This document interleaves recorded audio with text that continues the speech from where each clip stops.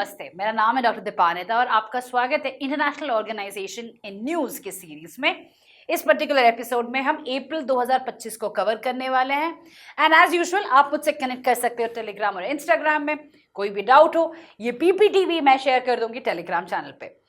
अप्रैल महीने में ज्यादा international organisations as such news में नहीं थे, about 10 of them were there. So उसी 10 को हम लोग थोड़ा समझ लेते हैं। Let's have an understanding of what really happened ताकि आपके नोट्स भी अपडेटेड रहे। तो पहला है आर्कटिक काउंसिल को लेके। तो Arctic region has become global flash point, specially जब से यूएस ने ग्रीनलैंड को बोला है कि भाई हमें चाहिए, तब से एक ग्लोबल फ्लैश पॉइंट पे आ गया है। पर उससे पहले भी चाइना ने अपने पोलार सिल्क रूट की बात करें या रशिया ने मुरमांस्क पोर्ट से जिस तरीके से ऑयल एक्सपोर्ट किया है, it does show that the Arctic is melting very fast and it is going to open up more resources, more trade routes, and America does not want to lose out to it. तो global flashpoint तो होने ही वाला है। सबसे important है Arctic is not a global common unlike Antarctica। तो Arctic में तो वो होने ही वाला है कि जहां पे एक नया रेस शुरू होगा इन जियोपॉलिटिकल लीडर्स में। तो ये Arctic Council है क्या? So it was established in 1996 as part of the Ottawa Declaration. 8 member countries है, Canada, Norway, US, Russia, Sweden, Finland and Iceland. And ये एक intergovernmental forum है to promote cooperation, coordination and interaction among the Arctic states, Arctic indigenous people and other Arctic inhabitants on common Arctic issues. There are 6 permanent members and participants. And the Arctic indigenous people have status as permanent participants. Observers भी हैं. India holds the observer status in the Arctic Council since 2013, and India also has a research station in Longyearbyen, which is known as Himadri. We also have an Arctic policy, which is based on 6 pillars, including research and a more non-competitive policy that India has been following. Next, we come down to the UNHRC, that's the Human Rights Council, which has adopted a historic resolution that for the first time recognizes the link between plastic pollution, ocean protection, and the right to a clean, healthy, and sustainable environment. इस particular resolution के कुछ high points, highlights हैं. पहला है, there's an interconnected crisis पे focus किया गया है, plastic pollution, climate change, and biodiversity loss पे. And this particular crisis is going to have maximum impact on vulnerable communities, especially the small island developing states. Now, based on this, the resolution calls for a human rights-based approach to ocean governance, emphasizing inclusion and protection for at-risk populations. It is building upon previous UN actions, which is basically जो कि Human Rights Council का recognition था 2021 में and UN General Assembly का resolution 2022 में affirming the right to healthy environment. UNHRC की बात करें तो Council has 47 members जो कि staggered way में 3 साल का term रहता है regional group basis के ऊपर। आते हैं UNCTAD पे, UNCTAD, UN Conference on Trade and Development. The Technology and Innovation Report 2025, which was released by the UN Conference on Trade and Development, उसमें क्या बताया गया कि India has ranked 10th globally for private AI investments in 2023 with $1.4 billion. India is one of the largest, India is one of the only developing countries with significant AI investments, along with China, which is at second place with 7.8 billion. US leads in private AI investment, contributing to 70% of global AI investment in 2023. India, China, and Brazil contribute significantly to AI advances and production of AI-related scientific knowledge. Brazil has a significant talent pool of 4 million developers. China and US dominate in cloud infrastructure services, with India and Brazil also making notable contribution. So this particular report is basically talking about the 4 major countries and their investment or contribution to artificial intelligence. Next, we come down to the International Energy Agency, which has also released its report on artificial intelligence and how it is shaping global energy systems. क्या highlights हैं? The first highlight is about the rising energy demand from AI and data centers. By 2030, global data center energy demand could reach 945 terawatt hours. Data centers which power AI training and deployment are becoming major consumers of electricity. Next क्या है AI's role in energy optimization. In oil and gas sector, AI enhances exploration and production and helps in detecting methane leaks via satellite monitoring. Power sector में AI is used to optimize fossil fuel plant operations, especially natural gas plants, thereby improving efficiency. Industrial sector में AI improves manufacturing processes such as in cement production, achieving over 2% energy efficiency gains. Transport sector में AI-driven tools improve route planning and driving behavior, enhancing vehicle efficiency by 5 to 10%. Role of renewable energy and AI expansion की बात की गई है. Nearly 50% of the increase in electricity demand from data centers is expected to meet through renewable sources, with natural gas and nuclear power also contributing. Next is about the International Maritime Organization. Recently, India, along with 62 other countries, voted in favor of the first global carbon tax on the shipping industry. Right? Adopted by the IMO. The IMO is a specialized UN agency focused on regulating shipping and preventing marine pollution from ships. Next news, the WHO.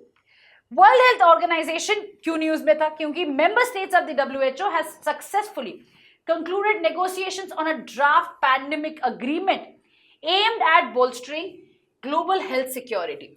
ये draft finalize किया गया है intergovernmental negotiating body established by the World Health Assembly in 2021 for this specific purpose. क्या है इस draft treaty में? पहला दिया गया है pandemic prevention and surveillance. Countries must conduct regular risk assessments of emerging pathogens to identify and contain threats early. One Health approach emphasizes the interconnected health of humans, animals, plants, and ecosystems to detect zoonotic diseases at source. Technology and knowledge transfer promotes transparent licensing systems and encourages technology sharing for the benefit of developing nations. Access and benefit sharing proposes creation of a WHO pathogen access and benefit sharing system to ensure equitable access to pathogen samples and medical tools globally. Now, this is a positive news, especially in the times when we all know that US has already left WHO and it has said that it is going to stop its funding of WHO. Now, in this light, agreement on the pandemic agreement is a breakthrough.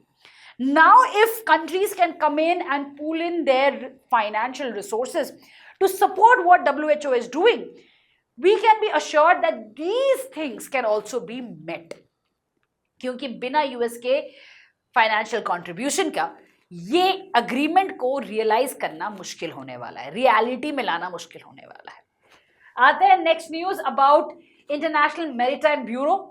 Global maritime piracy and armed robbery incidents have seen a noticeable increase in the first 3 months of 2025, according to the International Maritime Bureau. But before I come to the report, let me first explain why this noticeable increase has happened. Because of conflicts.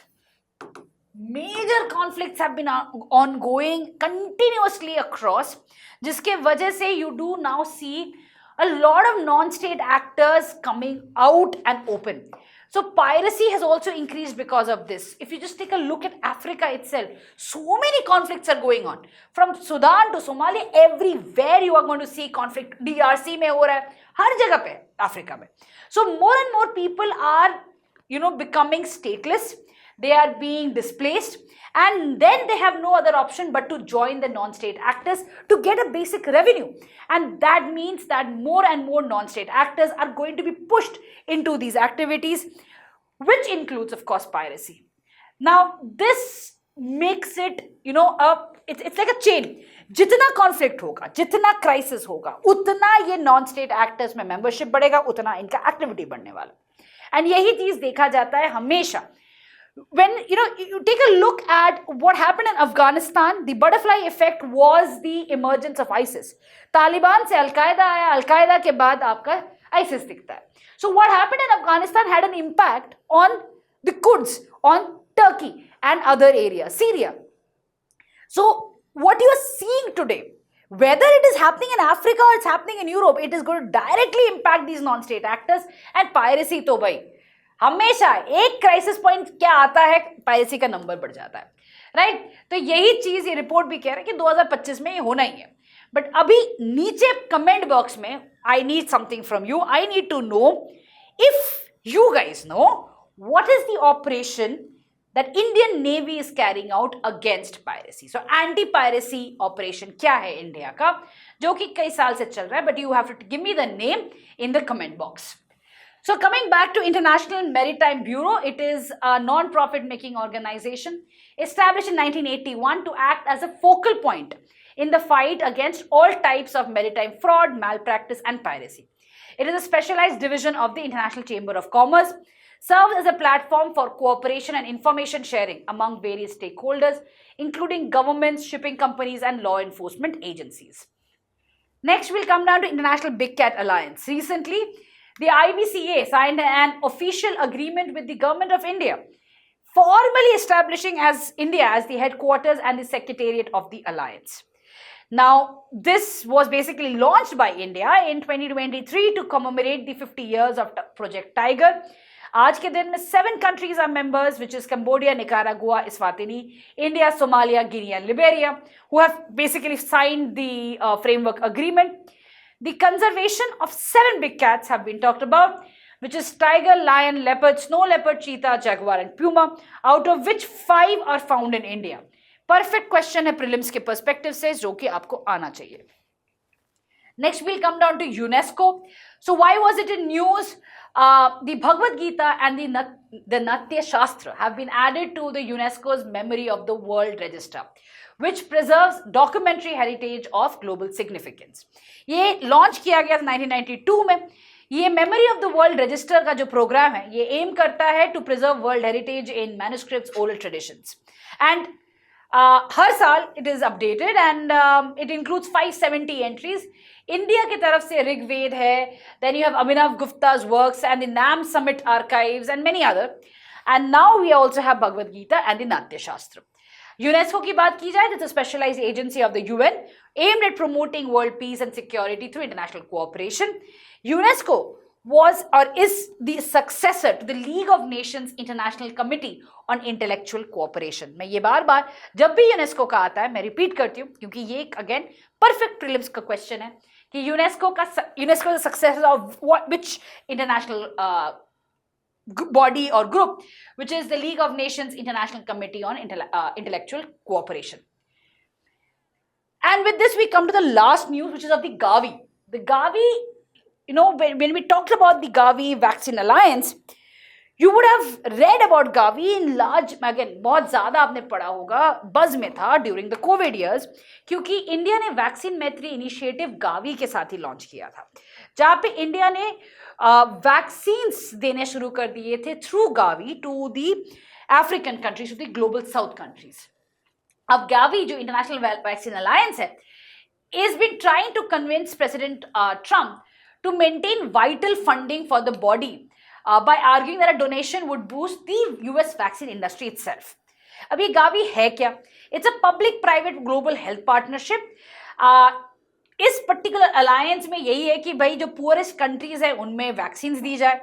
ये 2000 में launch किया गया था, based है Geneva Switzerland में.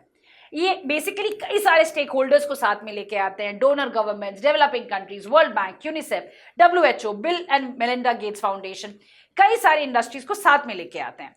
India has been receiving help from 2002 onwards, but in recent year, India has become the largest supplier of vaccines to Gavi. Especially under the Vaccine Maitri initiative, India really gave a boost to the Gavi initiative, जिसके through में कई countries में India ने vaccines पहुंचाए थे, right? So you should know what is Gavi, and in that, India is the largest vaccine supplier. इसी के साथ let me wrap up this particular episode of international organizations as well. If you have any doubts, please feel free to connect with me on Telegram, and I'm expecting the answer from you all in the comment box about the anti-piracy operation that India runs. Please let me know if you know it or not. चलिए इसी के साथ let me take your leave. I'll see you in the next video. Bye.